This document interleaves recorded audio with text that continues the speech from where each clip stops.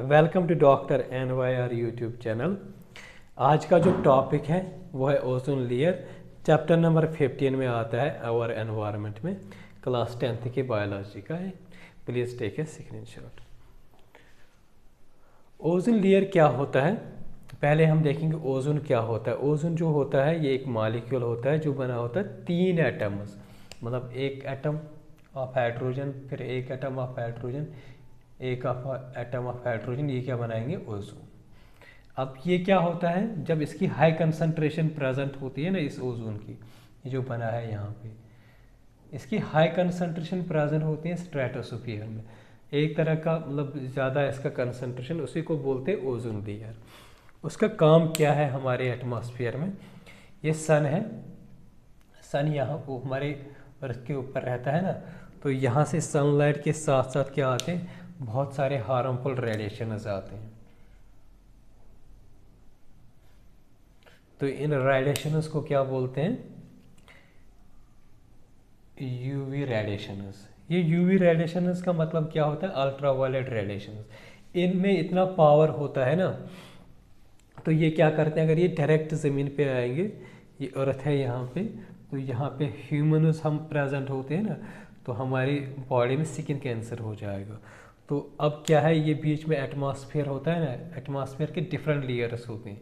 ये वाला लेयर अगर मान लो इसको ट्रोपोस्फीयर है, ये स्ट्रेटोस्फीयर है, तो ये जो ओजोन की जो हाई कंसंट्रेशन जो होती है इस स्ट्रेटोस्फीयर में होता है।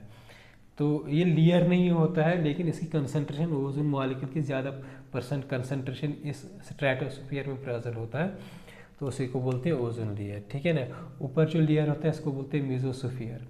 तो जब ये रेडिएशन ऊपर आते हैं तो ये ओजोन क्या करता है, इनको ट्रैप कर देता है, ये आने नहीं देता है इस अर्थ पे। ठीक है ना।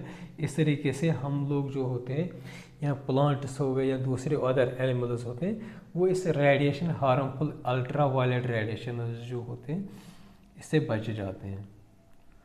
अल्ट्रा वायलेट रेडिएशन यूवी, इनमें इतनी हाई एनर्जी होती है, सीधे हमारी मतलब स्किन में पेंट्रेट होके डीएनए से क्या होते हैं, डीएनए को डैमेज कर देते हैं, तो हमारे मतलब हमारे बॉडी में बहुत सारे स्किन कैंसर काज कर देते हैं। तो इसकी फॉर्मेशन कैसे होती है, ओजोन जो होता है, ऑक्सीजन तो होता है हमारे एटमॉस्फेयर में, ये यूवी आएगी, इसको ब्रेक डाउन करेगी ऑक्सीजन एटम्स में। ठीक है ना। तो ये जो O2 और भी होते हैं ना एटमॉस्फेयर, सिर्फ यही O2 नहीं होता है, और भी होते हैं। तो ये जो O बने हैं, ये और दूसरे O2 से मिलेगा, ये और O2 से मिलेगा, तो ये क्या फॉर्म करेगा, O3 करेगा। इस तरीके से बहुत सारे मॉलिक्यूल्स की फॉर्मेशन होती है ओजोन की। तो ओजोन लेयर क्या होता है, ये कॉमन टर्म होती है, तो इसका मतलब लेयर नहीं होता है, असल में क्या होता है, कंसंट्रेशन ऑफ ओजोन होती है किसमें, स्ट्रेटोस्फीयर में। ये बार बार आता है MCQ में, स्ट्रेटोस्फीयर में आता है। तो ये क्या करता है, ये यूवी रेज, अल्ट्रावायलेट रेडिएशन को एब्जॉर्ब कर देता है। तो इस तरीके से जो अर्थ होती है इसका एक, जिस तरीके से सनस्क्रीन जो होते हैं हम लगाते हैं चेहरे पे, इस तरीके से अर्थ को क्या करता है, सनस्क्रीन कर देता है, ये प्रिवेंट कर देता है इस अल्ट्रावायलेट रेडिएशन। ठीक है ना। लगभग इतने किलोमीटर ये मतलब ये जो स्ट्रेटोस्फीयर एटमॉस्फेयर में प्रेजेंट होता है, 15 किलोमीटर एंड 50 किलोमीटर के बीच में। तो ओजोन डिप्लीशन का मतलब क्या होता है, बहुत सारे केमिकल्स होते हैं, फॉर एग्जांपल उनमें क्या होता है, क्लोरीन होता है, ब्रोमीन होता है।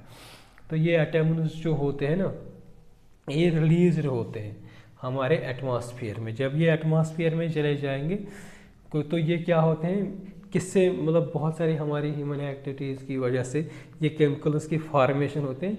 जब ये फिर बाहर आएंगे, मतलब एटमॉस्फेयर में आएंगे, तो ये क्या करेंगे, इस ओजोन लेयर जो होती है ना, इस ओजोन के साथ कंबाइन करेंगे, और उस ओजोन को क्या करेंगे, ओजोन को O3 मॉलिक्यूल को ब्रेक करेंगे। ठीक है ना।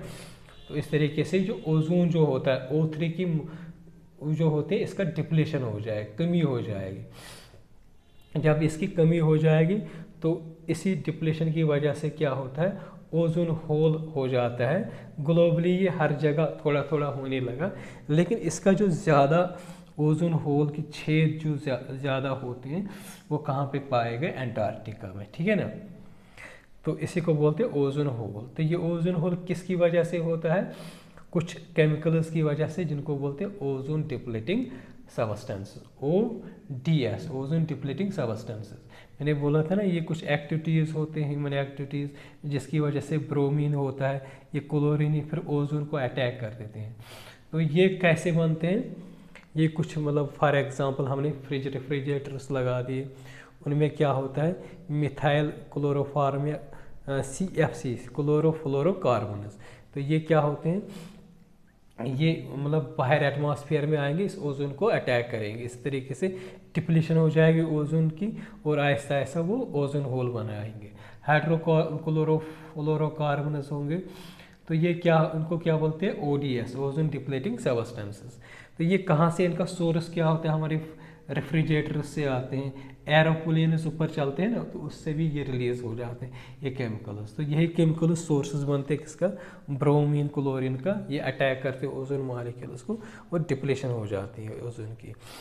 तो या कभी क्या होता है, एटमॉस्फेरिक पोल्यूशन, ऐसी फैक्ट्रीज होती हैं जहाँ पे बहुत सारे केमिकल्स की जो मतलब यूजेज होती हैं, उससे भी क्या होते हैं, केमिकल्स एटमॉस्फेयर में आएंगे, तो वो क्या करेंगे वो भी क्या करेंगे, ओजोन को मतलब नुकसान पहुंचाएंगे। सपोज ओजोन लेयर मतलब ओजोन होल हो गया है, मतलब इस लेयर जो होती है इसकी कंसंट्रेशन कम हो गई है, तो इसकी कंसंट्रेशन किस में हम यूज़ मतलब मेजर करते हैं, डेप्सन यूनिट में। मतलब जितनी ज़्यादा ओजोन की कंसंट्रेशन होगी उतना इंसानों के लिए अच्छा होता है। जितना ये कम होगा, डेप्सन यूनिट में कम आएगा, उतना मतलब होता है ओजोन होल के ज़्यादा से ज़्यादा चांसेस होते हैं। तो जब ज़्यादा ओजोन होल हो जाएगा तो उससे क्या हो जाएगा, स्किन कैंसर हो जाएंगे। प्रीमैच्योर एजिंग मतलब बुढ़ापे से पहले ही, जवानी में ही बुढ़ापा होना, उसी को बोलते हैं प्रीमैच्योर एजिंग। तीसरा जो होता है, सप्रेशन ऑफ इम्यून सिस्टम। हमारा इम्यून सिस्टम जो है ना, डिजीज से बचाता है, तो ये क्या, ये काम ही नहीं करेगा, तो ये हमें डिजीज से नहीं बचाएगा। तो ये कुछ इम्पॉर्टेंट जो कॉन्सिक्वेंसेस जो होते हैं अगर ओजोन होल हो गया, मेन इम्पॉर्टेंट कॉन्सिक्वेंसेस यही है। अगर आप लोगों को हमारा ये वीडियो अच्छा लगा होगा, प्लीज़ इस चैनल को सब्सक्राइब कर दीजिएगा, वीडियो को लाइक एंड शेयर कर दीजिएगा। Thank you very much.